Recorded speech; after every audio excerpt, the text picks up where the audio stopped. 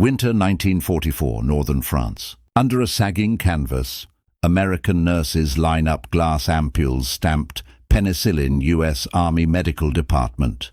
German medics freeze as Captain Robert Sloan draws a clear solution and drives the needle into a septic thigh. Hours later, the fever will fall. Within days, tissue that meant amputation in 1942 will granulate instead. By mid-1944, the U.S. had transformed penicillin from rarity into frontline routine. After deep tank fermentation plants, like Pfizer's Brooklyn facility with 14 7,500-gallon tanks, pushed output to D-Day scale, supplying most of the drug that landed with Allied forces. Technical bulletins standardized injection technique and dosing, turning a miracle into procedure. Surgeon General Norman T. Kirk publicly framed its use as essential Army policy. On this night, U.S. staff invite the captured enemy physicians closer. Interpreters translate as a nurse snaps a sterile needle to a 90-degree intramuscular angle, then demonstrates dilution for intravenous drip when shock makes muscle routes unreliable. Exact steps circulated across European theater hospitals. The Germans whisper, "Unglaublich." Their doctrine still centers on sulfonamide powders and radical debridement. What they witness is bactericidal, fast, and repeatable. According to the 1929 Geneva Convention, POWs must receive qualified hospital care. Here, that rule becomes a bridge, as American doctors even teach their enemies. A temperature chart ticks downward. The ward log will note reduced amputations and shorter stays, trends Allied analyses later attribute to antibiotic adoption in combat surgery. Remember the sequence, Sloan tells them, tapping the ampule. Identify, debride, inject, repeat. The lesson is clinical, the moment human. Question for the record. How did the United States scale a laboratory curiosity into a battlefield routine? And why did it end up teaching the method to the very men it was fighting? Military records trace the answer through factories, manuals, tents worldwide. Before 1944, the Wehrmacht's entire medical doctrine rested on sulfonamide therapy, the so-called wonder powder that had seemed revolutionary in the late 1930s. German Field Manual HDV-60, issued in 1942, instructed surgeons to dust all open wounds with sulfamides, pack them with sterile gauze, and await secondary closure. On the Eastern Front, this regimen kept infection at bay only briefly. Official medical returns compiled by the Heeres Sanitates inspection recorded that 37% of compound fractures in 1942 ended in amputation from gas gangrene or sepsis despite the treatment. Still, Berlin's propaganda journals called sulfur the invincible drug of German science.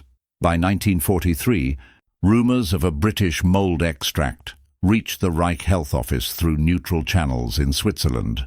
The response was disbelief. General asked Dr. Walter Schreiber, head of Wehrmacht Medical Service, wrote to the Army Medical Inspectorate that no agent of such claimed potency exists. The reports are psychological warfare. German medical research under the Kaiser Wilhelm Institute für Biochemie tried and failed to cultivate Penicillium notatum at laboratory scale, producing impure filtrates that degraded within hours. Lacking refrigeration, glass syringes, or precision dosage, they dismissed it as Allied myth. Captured correspondence from the 6th Army's Medical Corps near Kharkov revealed the prevailing arrogance. Our sulfur remains reliable. The Anglo-Americans bluff with impossible production figures. Even in late 1944, frontline surgeons continued radical excision as their primary defense against infection, guided by doctrine and scarcity alike. German medics entering American hospitals as prisoners expected to find crude surgery and unsterile chaos. Instead, they witnessed injections, recovery, and wounds that closed without amputation. The psychological gap was immense. An empire that prided itself on chemical mastery now confronted an antibiotic it had dismissed as fantasy. One German POW physician later summarized in interrogation, RG 389, Box 241. We possessed theory but no substance. They possessed substance and mercy. The documented enemy confidence was not mere propaganda. It was institutional, scientific, and absolute. And precisely that confidence magnified their shock when the U.S. Army demonstrated what disciplined industrial science could achieve. Transition. While German doctrine clung to powders and scalpel, declassified Allied records reveal that America's laboratories were already fermenting the drug that would humble the Reich's medical elite. In 1942, the United States entered the war with penicillin still a laboratory rarity, rationed for a handful of desperately sick civilians and scattered trials. The Office of Scientific Research and Development assumed coordination, pushing industry to attempt what many clinicians doubted was feasible: industrialize a fragile mold extract at military scale. Hospitals begged for doses while surgeons relied on sulfur and radical debridement. The new drug remained rumor more than remedy. According to later analyses of the OSRD program, distribution, financing, and clinical study oversight were centralized to accelerate proof and supply. The turning point came when the War Production Board prioritized penicillin in mid-1943, and Pfizer, Squibb and others committed to deep tank fermentation. Pfizer's Brooklyn plant opened with 14 7,500-gallon tanks. Within months, it produced several times initial estimates, and most of the penicillin that landed with Allied forces on D-Day came from that facility. Surgeon General Norman T. Kirk, appointed June 1, 1943, translated production into policy, directing standard therapy across Army hospitals and forward units. Bulletins from the medical department reported that supply was now sufficient for all properly indicated cases, shifting expectation from scarcity to standard of care. Even then, the American medical service looked like an underdog. Refrigerated cars had to be reserved. Ampoules broke. Potency degraded if mishandled in heat or time. Training lagged behind deliveries, and field units had to master sterile intramuscular shots and continuous intravenous drips under blackout, while artillery shook the canvas. Chester S. Kiefer, the wartime penicillin czar, rationed scarce civilian allocations while collecting clinical reports to refine indications and contraindications. Nurses learned to log temperature curves, prepare dilutions, and schedule repeat injections, transforming a miracle into protocol in ward after ward. By winter 1943-44, the balance finally tipped. Production stabilized, bulletins standardized practice, and refrigerated distribution caught up to the front. The United States had wrestled a fragile discovery into a dependable routine, still scarce, improvised, but now credible enough to challenge sulfur orthodoxy and win commanders' confidence. The stage was set for demonstrations that would upend German confidence, one ampule and one saved limb at a time. When the United States committed to scaling penicillin, it launched what internal memoranda called Project P, a coordinated program linking academic laboratories, industry, and the Army's medical department. The Office of Scientific Research and Development established the Committee on Medical Research to control every stage: strain selection, fermentation, purification, and clinical testing. Harvard's Chester S. Kiefer supervised dosage and indication studies, while the War Production Board assumed industrial management. By late 1943, classified correspondence between the Surgeon General and pharmaceutical firms framed penicillin as a war material of the first order. Deep tank fermentation proved decisive. Under OSRD contract, Pfizer's Brooklyn plant adapted citric acid fermenters for Penicillium chrysogenum, developing surface aeration and continuous agitation that increased yield 1,000-fold. Each tank held 7,500 gallons, the largest biological reactors of their kind. Between 1943 and 1944, weekly output rose from under 100 billion to more than 650 billion units, enough to dose every Allied casualty from Normandy to Naples.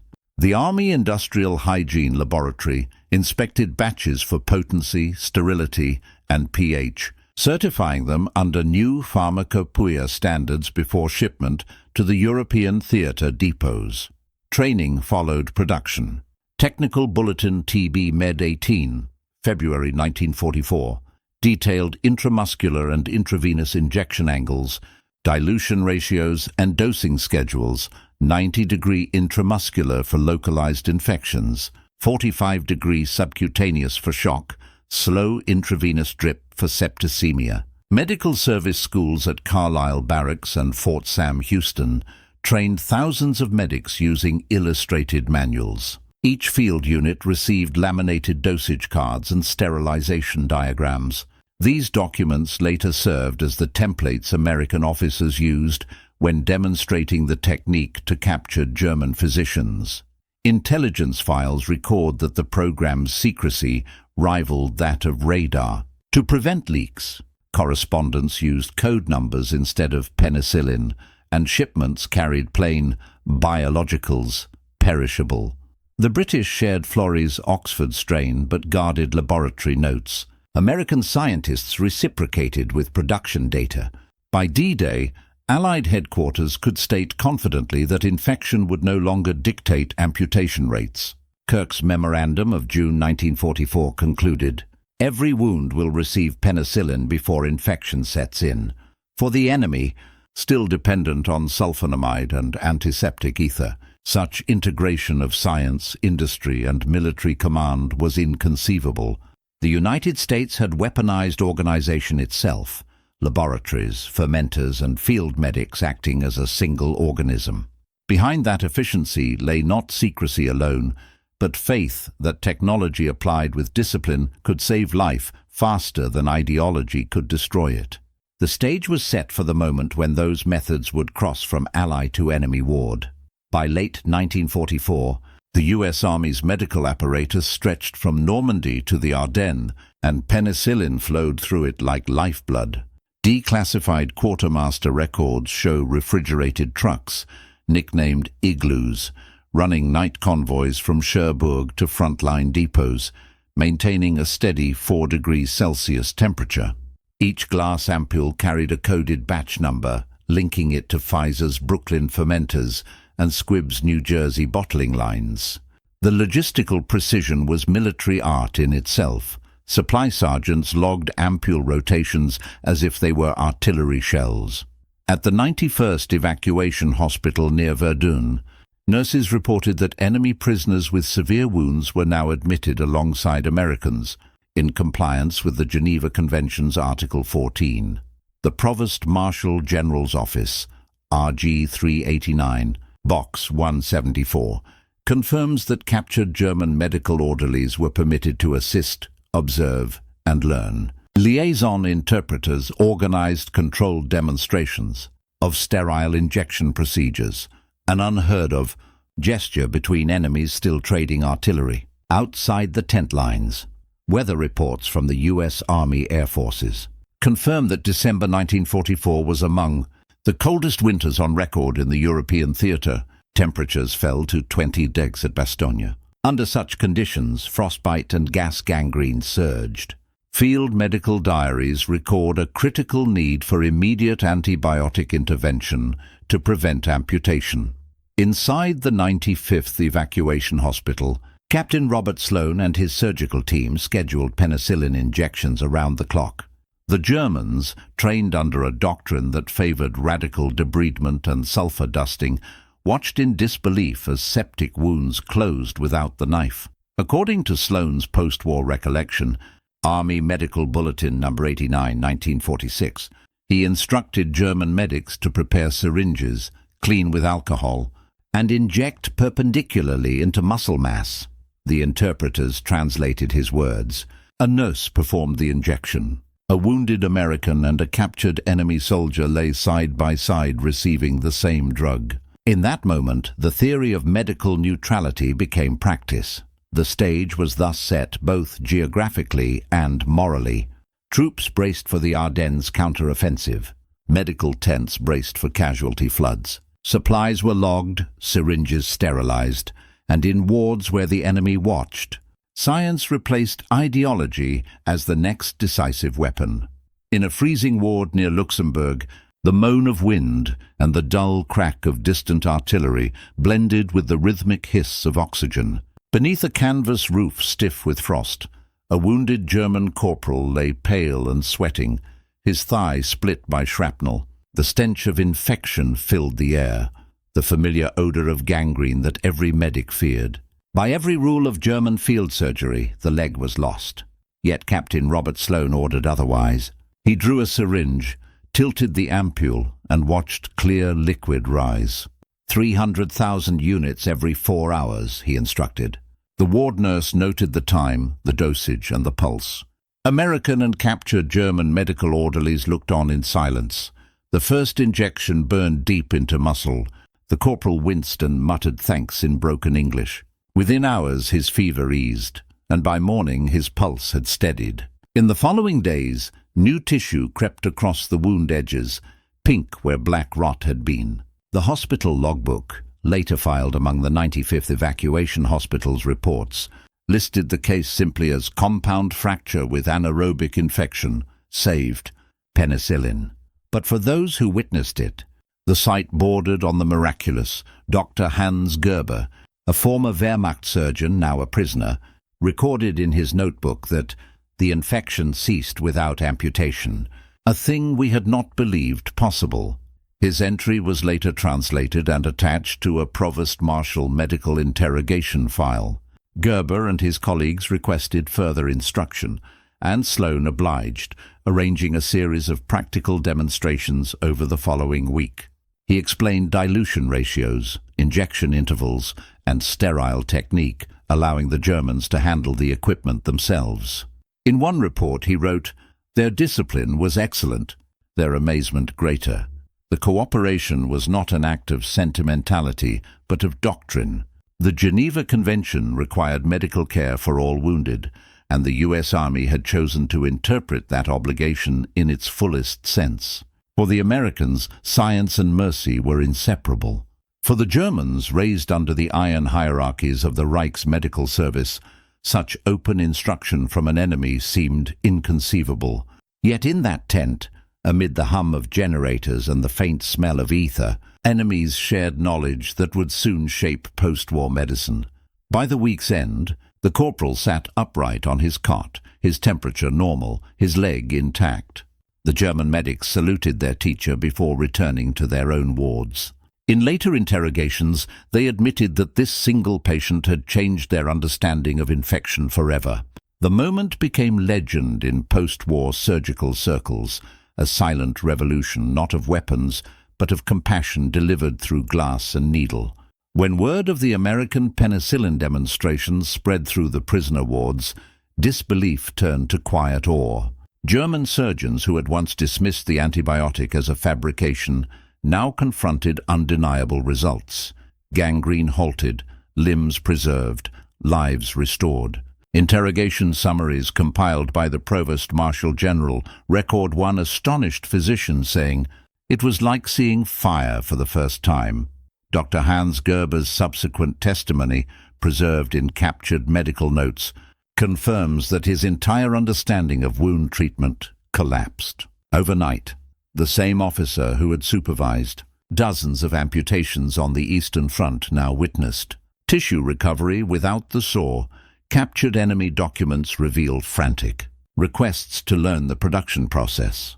In May 1945, the Combined Intelligence Objectives Subcommittee, CIOS, reported German laboratories at Hochst and IG Farben attempting crude fermentations using potato medium and bread mold cultures, experiments that yielded contamination instead of drug. Even their chemical mastery could not replicate what American industry had achieved through deep tank precision.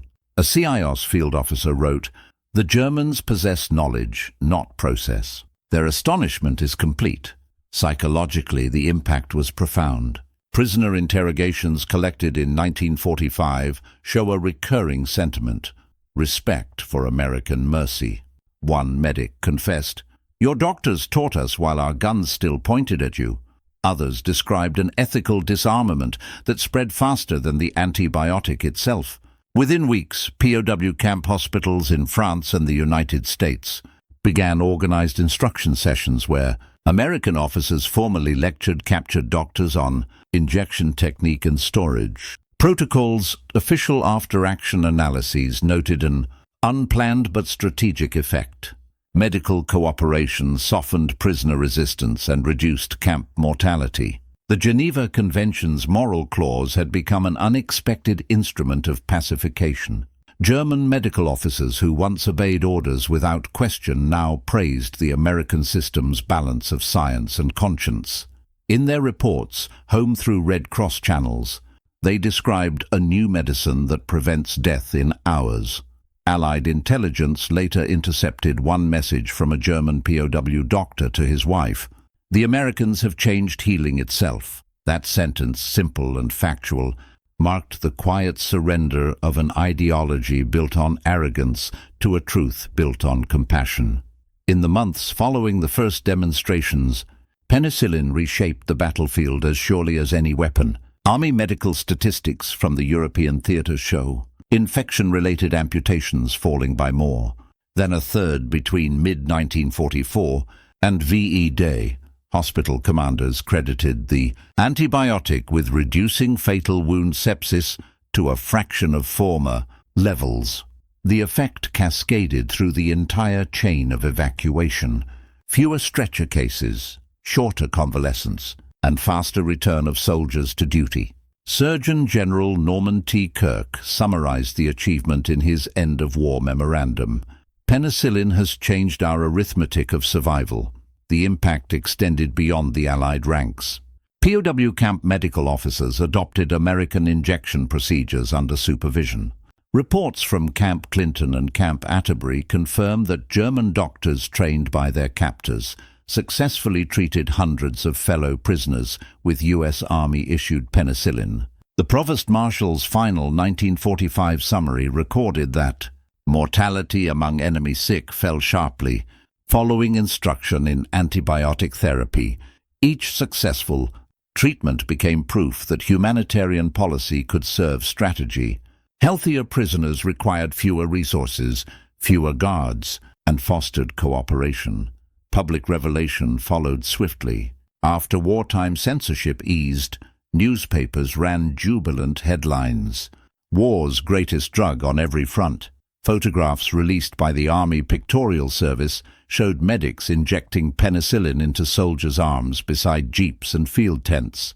For the American public, the images carried both moral and technological triumph, proof that democracy's factories had built not just bombs, but cures. Among Allied partners, the achievement reinforced confidence in U.S. logistical might. British and Canadian medical commands adopted American dosage tables verbatim. French forces received bulk shipments through Lend-Lease medical channels. Soviet liaison officers visiting captured German hospitals wrote admiringly of the American miracle medicine. Strategically, the lesson was clear. Where Germany's wartime research sought dominance through secrecy, the United States had achieved mastery through openness, teaching even its enemies to heal. The act of sharing became a weapon of influence, demonstrating that strength married to compassion could redefine victory. By the war's end, penicillin was more than a drug. It was the embodiment of American capacity to turn science into mercy and mercy into power. In the long view of military medicine, the penicillin program marked a turning point as profound as the invention of the airplane or the tank. Within a single campaign season, the United States transformed battlefield surgery from amputation and sulfur dusting to aseptic intervention guided by pharmacology. Post-war analyses from the Army Medical Department's Historical Division described it as the most rapid therapeutic revolution ever recorded. European historians later called it America's quiet second front, a battle fought against infection and ignorance. Captured German doctors repatriated after 1945 carried home notebooks annotated in English, the same dosage charts used at American evacuation hospitals. In occupied zones, Allied Control Council decrees required re-education of German medical faculties. By 1948, West German universities such as Heidelberg and Göttingen were teaching penicillin therapy directly from translated U.S. Army manuals. That adoption helped rebuild civilian healthcare amid ruin, saving countless lives through post-war epidemics of wound sepsis and pneumonia. Globally, the precedent spread through reconstruction aid. American pharmaceutical production data were released to Britain, Canada, and eventually Japan under occupation authority. Within 5 years, antibiotic therapy had become the international standard of care. The moral legacy was equally enduring. Military ethics curricula at Fort Sam Houston and later the Uniformed Services University cited the penicillin demonstrations as evidence that humanitarian conduct could be a strategic asset. Officers were taught that the Geneva Convention's clauses were not burdens but instruments of influence. The episode also redefined the relationship between science and the state. Wartime collaboration among government, academia, and industry became the prototype for future programs: the polio vaccine drive, space medicine, and even later antibiotic research. Pfizer and Merck, once modest chemical firms, emerged as global medical powers. Congressional hearings on post-war industrial policy repeatedly cited the penicillin precedent as proof that partnership could serve both defense and humanity. For Germany, the experience was humbling but transformative. Former Wehrmacht physicians who had once dismissed Allied science now became advocates for international medical cooperation. In memoirs published during the 1950s, many acknowledged that their first glimpse of post-war medicine came not from Berlin or Munich, but from an American tent in France. The legacy endures wherever a clear vial bears the words Penicillin G, sodium. It remains a reminder that America's most decisive weapon in the Second World War was not merely technological might, but the will to share knowledge, even with those who had called themselves the enemy. When the guns fell silent in 1945, the legacy of penicillin stood as one of the war's most humane triumphs. It was a victory measured not in territory but in limbs saved, lives restored, and enmity dissolved. From muddy field tents in France to makeshift wards in captured German hospitals, American doctors had proven that mercy could move through the veins of war itself. Surgeon General Norman T. Kirk's final wartime summary called it a campaign of healing that paralleled the campaign of arms. The statistics were irrefutable. Infection mortality reduced to less than 1% in some theaters, tens of thousands spared amputation, and an entire enemy medical corps converted to the new science. Yet beyond numbers, the moral arithmetic was greater still. The Geneva Convention had provided the rule. America's interpretation gave it life. By teaching their captives to heal, U.S. medical officers demonstrated that democracy's strength lay not in domination, but in the courage to share. Former German medics carried those lessons home, rebuilding hospitals and universities with the very knowledge once delivered under canvas and shellfire. Within a decade, global medicine spoke the language of penicillin, a dialect first taught in English. For historians, the penicillin story remains a model of organized compassion. It shows how a nation at war can expand its humanity even as it perfects its machinery of victory. The same structure that built bombers and tanks built something far more enduring, a framework of collaboration between scientist, soldier, and industry that continues to define modern medicine.